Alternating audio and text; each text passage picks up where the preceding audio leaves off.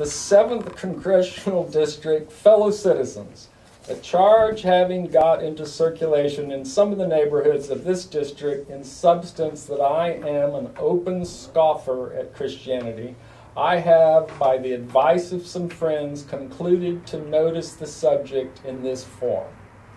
That I am not a member of any Christian church, it's true, but I have never denied the truth of the Scriptures, and I have never spoken with intentional disrespect of religion in general, or any denomination of Christians in particular.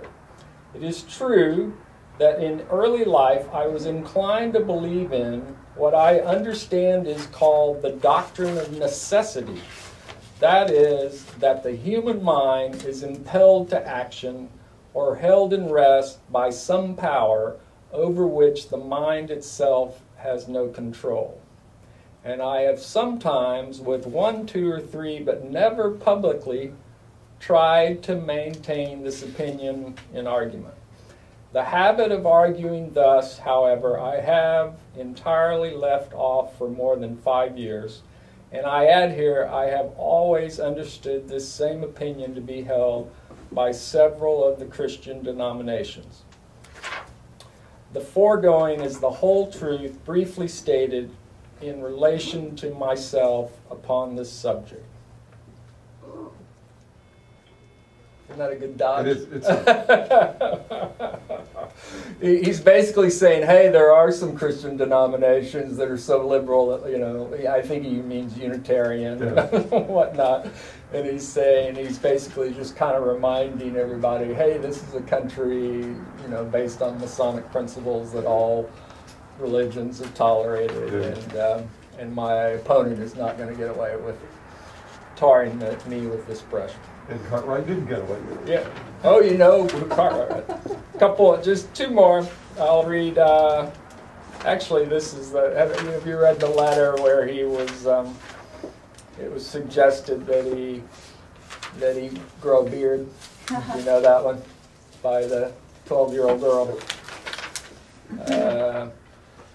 I'll read that. It's pretty funny. My father has just home from the fair and brought home your picture, Mr. Lincoln.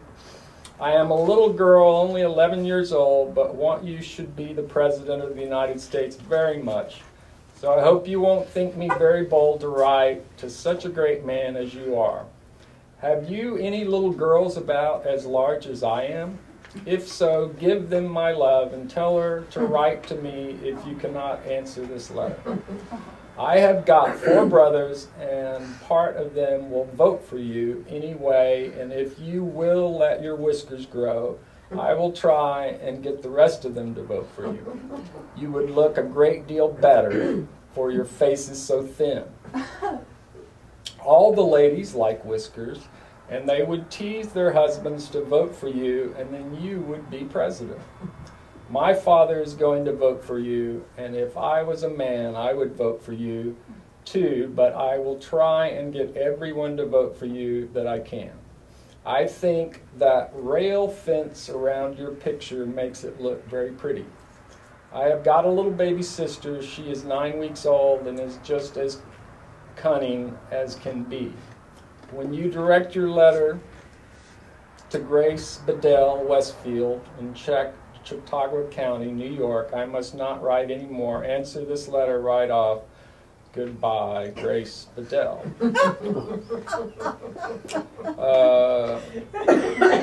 Oh, wait a minute. There's a P.S. I do not think I could myself be brought to support a man for office whom I knew to be an open enemy of... Oh, no, that's another thing. That's another one. And then he writes back, Dear, my dear little miss, your very agreeable letter of the 15th is received.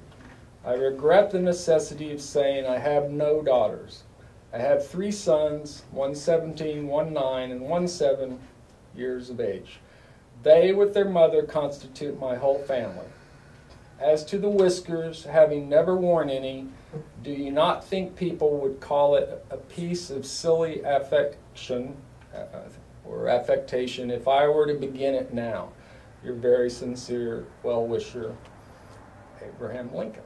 But then he obviously thought about it further, maybe consulted his marketing director. And I think she probably had a lot to do with his success, you know, and what we think of him. I'm going to read one more thing.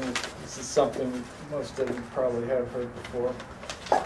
It's called the letter to Mrs. Bixby. Do y'all know that? Mm.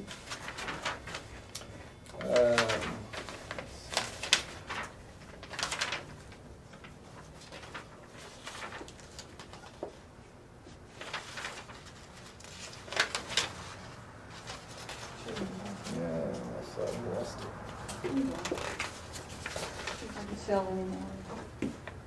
No, thank you.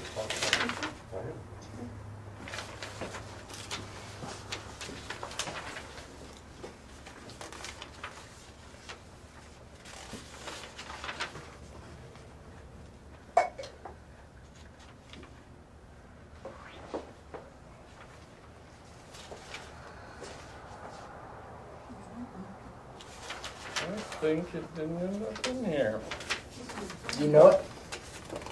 Not by heart. It's interesting, if you followed the news a couple of weeks ago, an amateur Lincoln historian finally fessed up to having forged the date on a letter.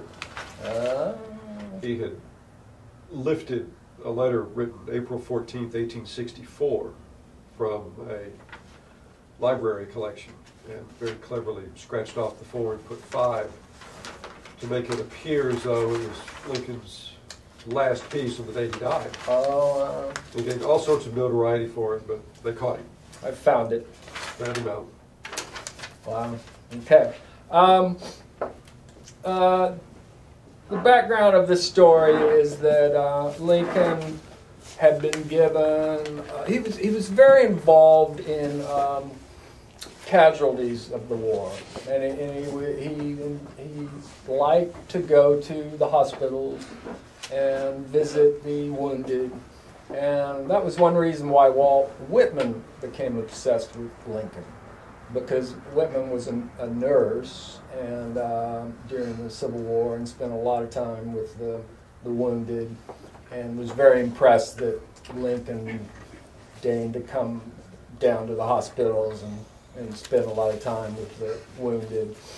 And he received a letter, or he received a memo from a secretary or cabinet minister that described a woman who had lost all 4 of her sons in the war. And I think were they on different sides? It seems like they might have even been on No, different I think sides. they were all federal. They were all federal, okay. And now I'm going to read the letter and then I'll tell you the rest of the story. So he was impressed by this and wrote her letter on November 21st, 1864. Dear Madam, I have been shown in the files of the War Department a statement of the Adjutant General of Massachusetts that you are the mother of 5 sons who have died gloriously on the field of battle. I feel how weak and fruitless must be any word of mine which should attempt to beguile you from the grief of a loss so overwhelming. But I cannot refrain from tendering you the consolation that may be found in the thanks of the Republic they died to save. I pray that our Heavenly Father may assuage the anguish of your bereavement and leave you only the cherished memory of the loved and lost, and that the solemn pride that must be yours. I messed this up. I'm going to reread this. I pray that our Heavenly Father may assuage the anguish of your bereavement and leave you only the cherished memory of the loved and lost, and the solemn pride that must be yours to have laid so costly a sacrifice upon the altar of freedom. Yours very sincerely and respectfully, Abraham Lincoln. I don't know if he ever found out. I doubt that he did. That it never happened. The woman may have lost 2 sons, and the others turned up. Oh. But the letter became an instant hit, you know, and got published in newspapers all over the country, and ended up, you know, very much deepening the admiration that his fans had for him. Remarkable fellow. Yeah. I think that was a time in American history where we got the leader that we needed rather than the one we deserved.